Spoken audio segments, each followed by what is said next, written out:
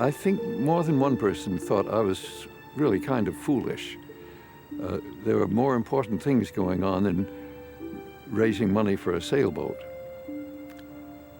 And all I could say, it's not just a sailboat. We've named it Clearwater. The purpose of the Clearwater is to clean up the river. Sailing up my dirty stream, still I love it and I'll dream that someday, though maybe not this year, my Hudson River and my country will run clear.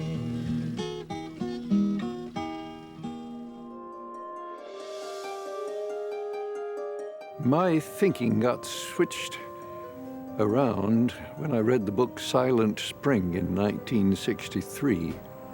A very quiet little book, simply pointing out that the poisons we used, like DDT, were killing off the birds. I suddenly realized that the world is in real danger. The river was probably at its worst at that period. Communities all up and down in the Hudson had their own industrial sites that created constant streams of pollution. And of course, then nobody's concerned with what we're doing to the environment. It was progress, you know, the world was growing and things had to be done. About that same time, I had gotten interested in sailing. I'd started earning a little money and I bought a little plastic bathtub of a boat and took my family out in it. Sun and water all my own. Kept tipping over all the time. But we bought this little picnic because Peter was already in love with the river. And you'd be sailing along and suddenly look down and you see lumps of this and that floating by with the toilet paper. And I thought of the phrase, private affluence, public squalor. I didn't know quite what to do about it. Well, the truth be told about, my interest is old boats. I just loved old boats. And I found this book, Sloops of the Hudson.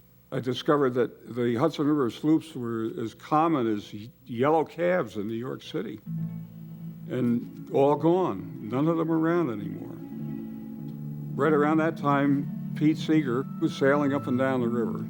So I showed him the book and I said, gee, Pete, I never knew anything about these sloops, and I thought I knew a lot about boats. Well, I read it fascinated. It was a book full of love. They said these were the most beautiful boats we ever knew and they will never be seen again. Steam had taken over the river. I read it and reread it, wrote a little poem, put it on my wall. Couldn't get it out of my head. Finally, about a year or two later, I write a letter to my friend. I said, Vic. Dear Vic, one way to see if a pipe dream has any practicality is to get it down on paper. So I'm writing you now with the most grandiose and ambitious plan. Here it goes. You and I would both love to have a Hudson River sloop, just like the old days. You've got the original letter? I've got the original letter right here. Gosh. When is the last time you looked at it?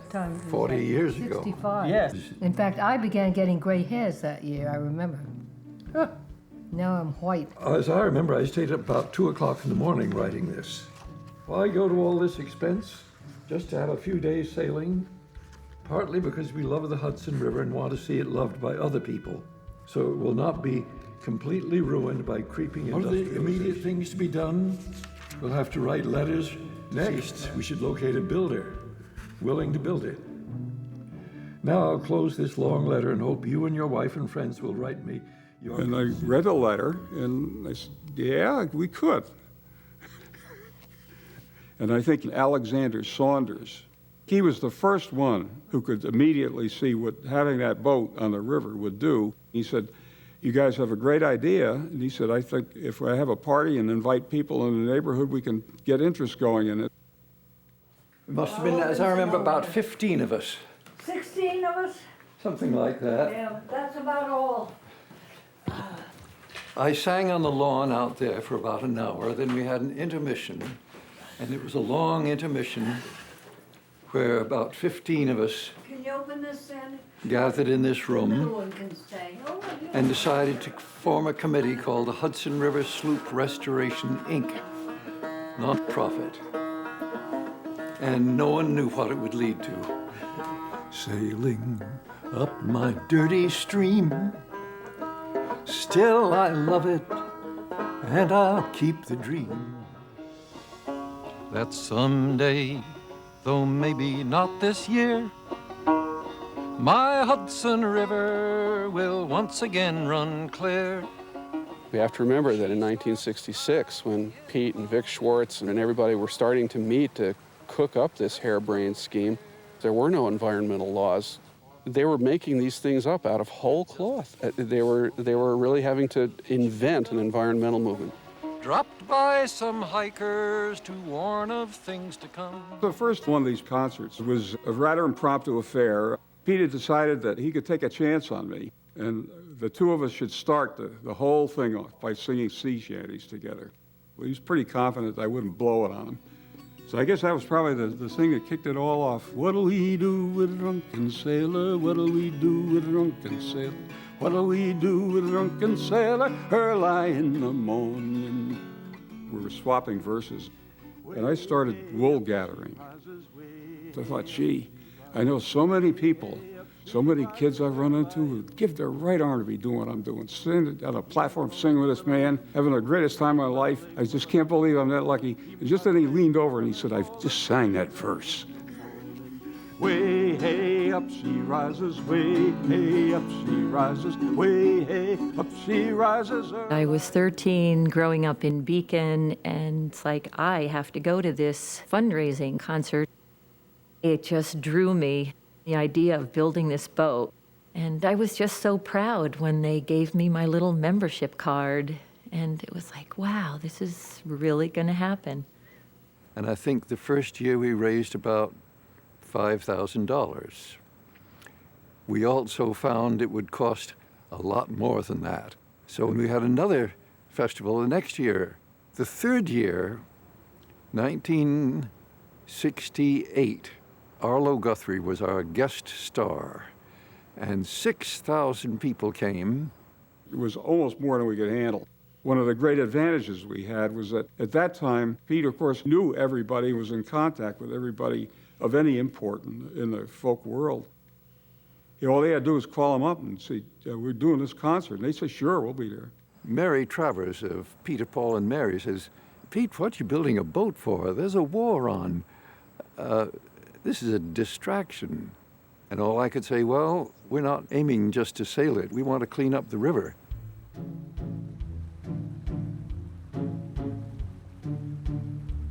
Up in Maine, Harvey Gamage says, let's get started building.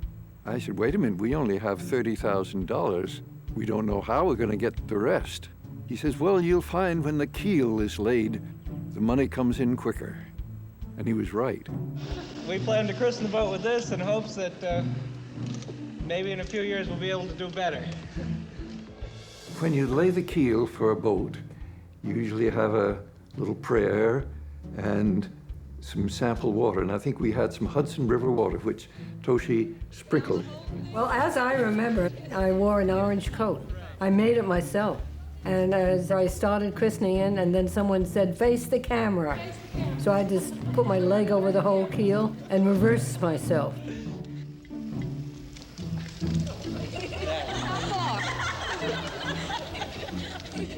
It was a good experience for me, working with a wide range of people, different kinds of politics, different kinds of music. Almost half the people wanted to call the boat Heritage and make it a historical project like the Mayflower and stay strictly away from environmental confrontation. But by a narrow vote, Clearwater won the vote, saying the purpose of the Clearwater is to clean up the river. How long did it take to build? 8 months. Was 8 Laid months? the keel in October, and it was launched May 17th, 1969.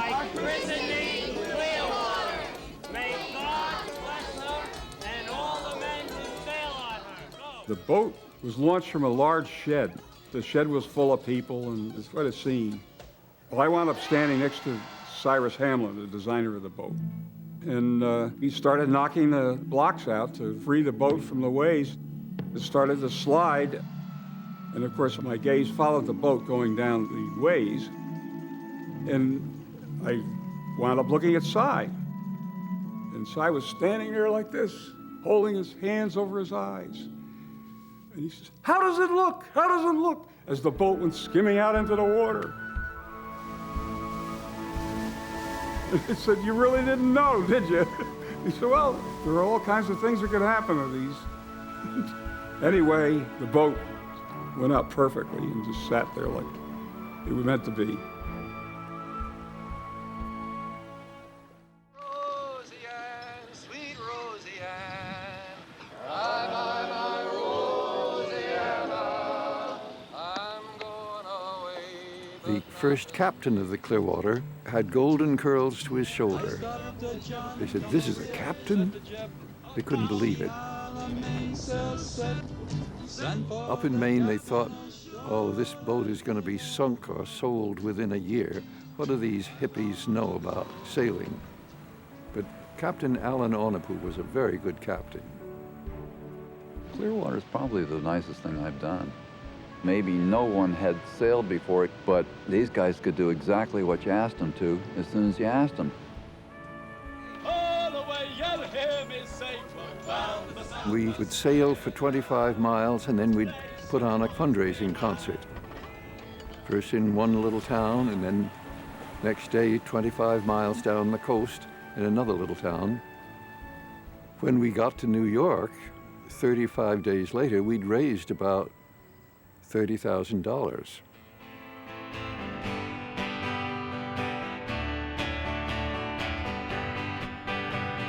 I want to tell you that Governor Rockefeller and the people of New York State are delighted to see this boat arrive on a horizon that is all too often too clouded with pollution and in a river that is all too often filled with too much that makes it impossible for us to really enjoy what it could be for it.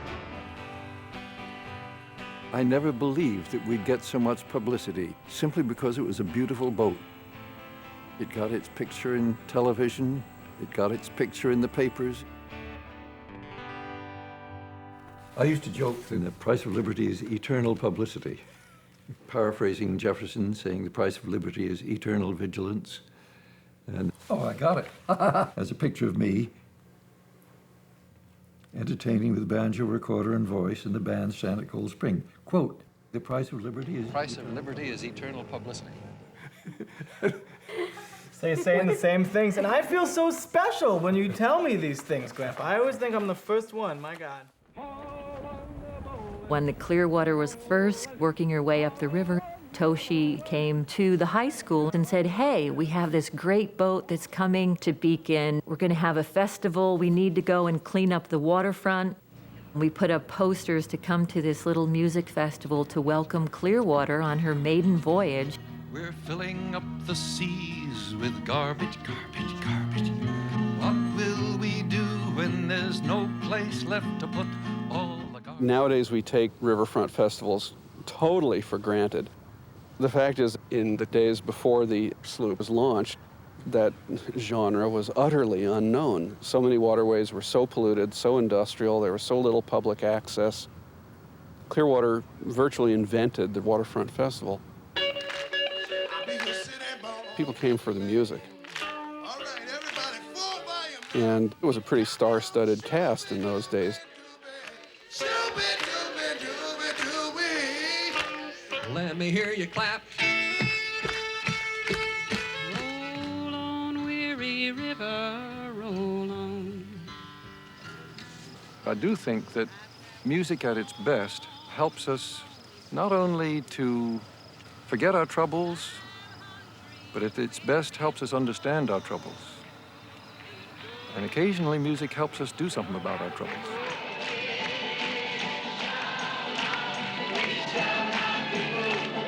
If we'd started out with progressive jazz, I don't think we would have gotten very far. But a bunch of guys wailing away on guitars and banjos and singing all, sort of on key, appealed to everybody.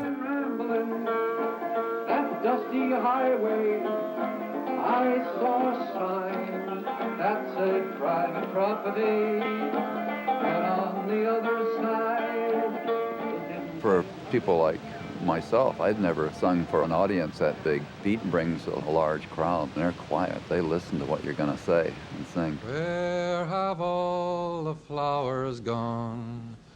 Long time passing. When the boat was just launched, I was singing songs against the Vietnam War everywhere I went, including places where I sang raising money for the Clearwater. It was a time in American history when there was a lot of foment because of the anti-war movement, because of civil rights, because of all the kinds of change that was going on in the country at the time. We were called names by people that weren't like us. Hippie would be one, but we don't say that anymore. You couldn't really describe what was going on. It was the first time youth had ever successfully challenged their government on anything. The vice president said, as long as Seeger's connected with this project, it'll never get anywhere. He doesn't know how to work with the establishment. And to a certain extent, he was right. On the other hand, the establishment never can move unless the people push them. We sailed the boat to Washington. We got our picture in the papers.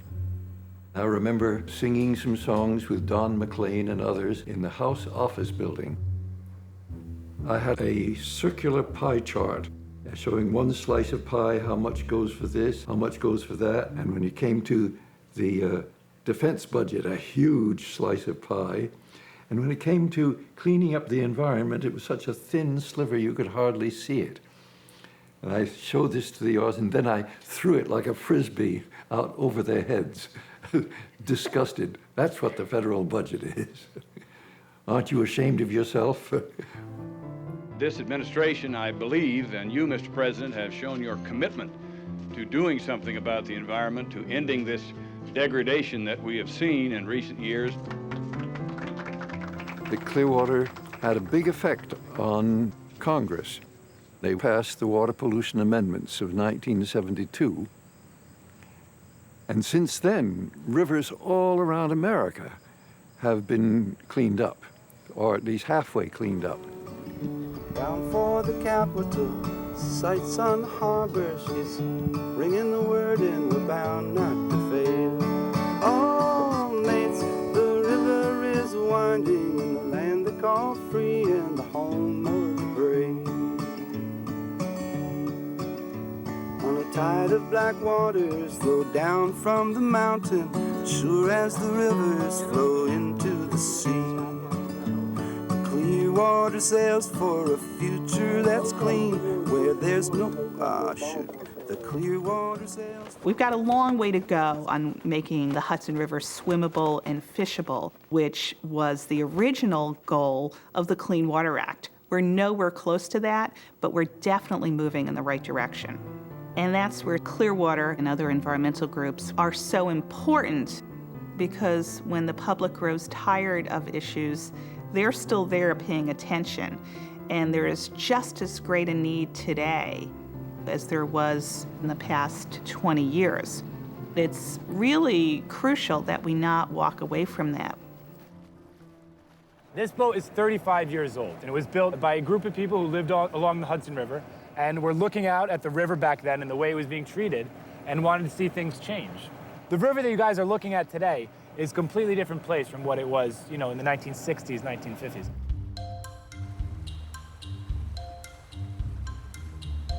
What is interacting? Clearwater really invented the term environmental education. This is where it started. And now there are boats and programs doing what Clearwater does to bodies of water all over the world. You cannot expect people to care about a river and to fight for a river until they learn to love it. You can't beat people over the head and say you have to care. But if you take them out on the river, you make sure they have a good time, they get a look around and they go, wow, this place is beautiful. And then the next time something comes up, you're not gonna have to say, come on, you guys, help out here. Because they're gonna wanna do it themselves. Okay, let's see, third opinion. What do we think of that? I was so excited to see the kids touch the fish, and they'd never touched, something living in the river before. And it really amazes them and kind of grosses them out. All right, Marshall's ready. All right. Look at those kids. They're engrossed in learning about these little tiny wiggly creatures that are a critical part of this environment here. And everybody takes the time to appreciate what a wonder it is to be out on this magnificent sailing vessel. The quiet time that we have out on the river is pretty important because it's easy to kind of forget that you're out in the middle of the river and we're sailing along and it's quiet, and this is the power of the wind doing this. 69 tons, no engine, quiet.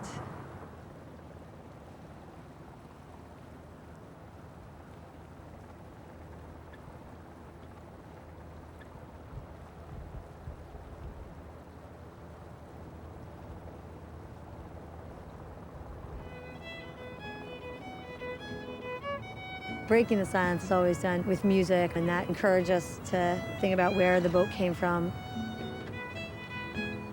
Music is responsible for bringing this boat about. Pete Seeger used his music to raise money to build the boat in the first place.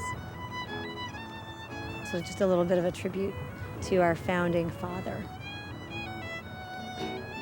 The fact that it started as such a labor of love, and it was just a bunch of hippies who loved the river and loved the history of it and wanted to make it happen, and it's just amazing that simply by loving it so much that it's lasted this long.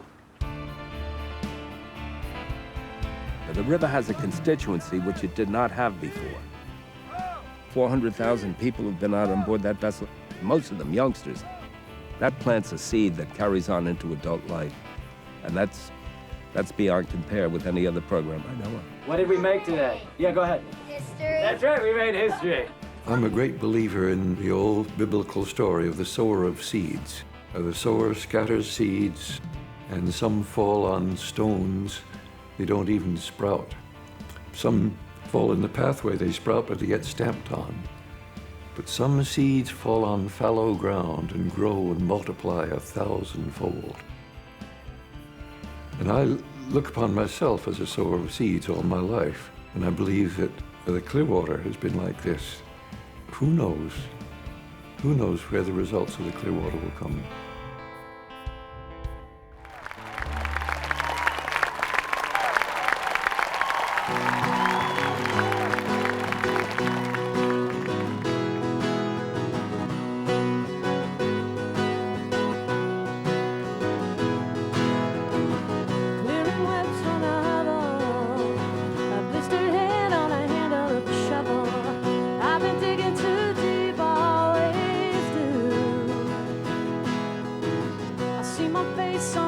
We take the park and turn it into a festival, and we take this lodge and turn it into our sign painting headquarters.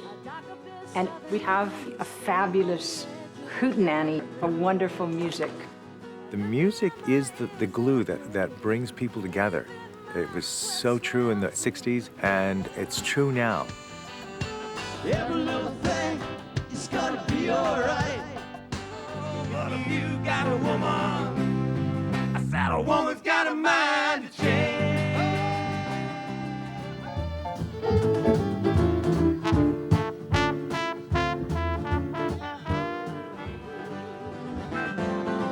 We shall overcome.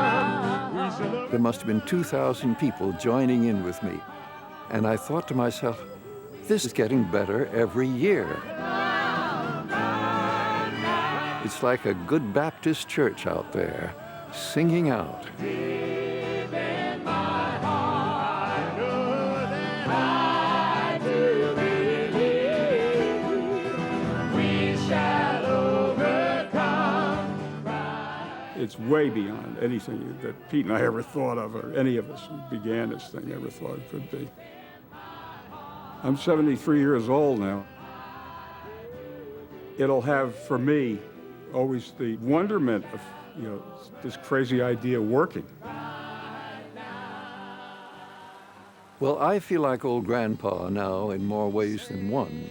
I see young musicians around the country doing what I've tried to do. I see young people learning to sail as I learned to sail. I think, I'm not sure, but I think this campaign is going to keep on and on until the water really is clear. Together, haul away.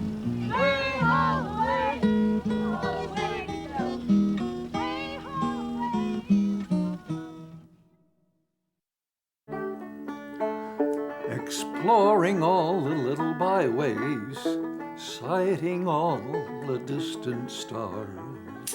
And I was not far from home.